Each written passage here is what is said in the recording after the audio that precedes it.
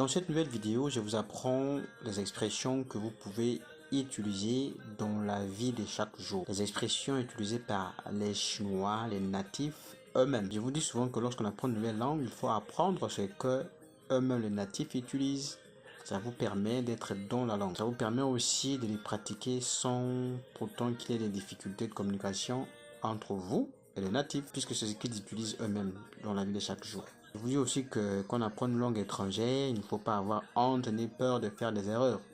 Surtout, pratiquez dès que l'occasion se présente à vous. Et ayez aussi un objectif, une raison pour laquelle vous apprenez cette langue-là. Comme ça, quand vous allez vous sentir fatigué, peut-être démotivé et quand vous allez penser à votre objectif sur le long terme, c'est-à-dire dans 5 ans, 10 ans, 20 ans plus tard, quand vous allez vous projeter dans l'avenir, voir les avantages, les opportunités qui seront les vôtres parce que vous parlez effectivement cette langue-là, vous n'allez pas facilement abandonner. Ce sont des stratégies que j'ai utilisées moi-même, ce qui m'a permis aussi d'apprendre cette langue et les autres langues que je pratique, que je parle couramment. Donc je sais de quoi je vous parle. C'est une stratégie qui a fait ses preuves avec moi. Si je l'ai fait, vous aussi pouvez le faire. Le premier mot que nous allons apprendre aujourd'hui, c'est venez ou viens.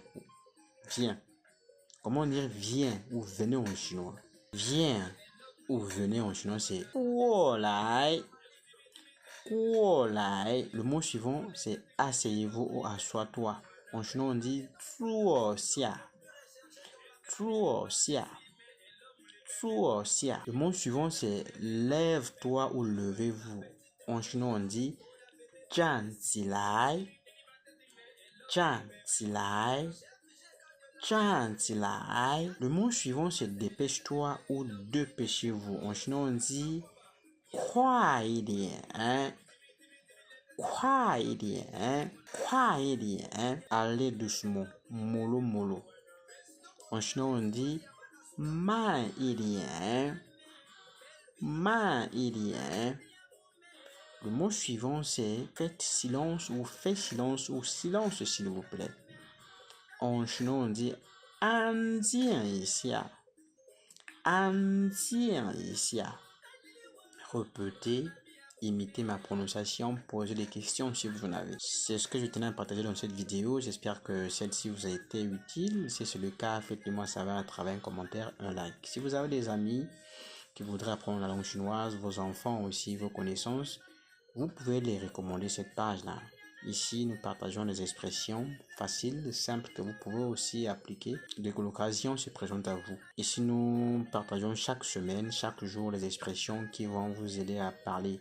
Les expressions que vous pouvez pratiquer, que vous pouvez employer, que vous pouvez utiliser dès que l'occasion se présente à vous. La langue chinoise, c'est la langue de l'avenir. La Chine, c'est le pays de l'avenir. Si vous ne venez pas en Chine, la Chine viendra chez vous si ce n'est pas déjà le cas. Donc, je ne voudrais pas que vous soyez exclus de ces opportunités-là.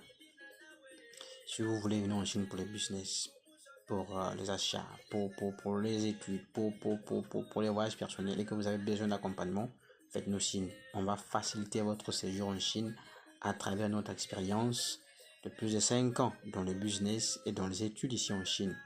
Si vous avez aussi besoin de contacts des entreprises, des fournisseurs, des usines de fabrication vérifiées, crédibles et fiables, faites-nous signe aussi.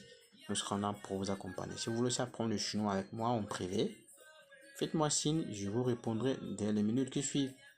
C'était le chinois pour tous. D'ici, on se dit à très bientôt dans une nouvelle vidéo qui va encore vous aider à évoluer. On se dit, ça tient.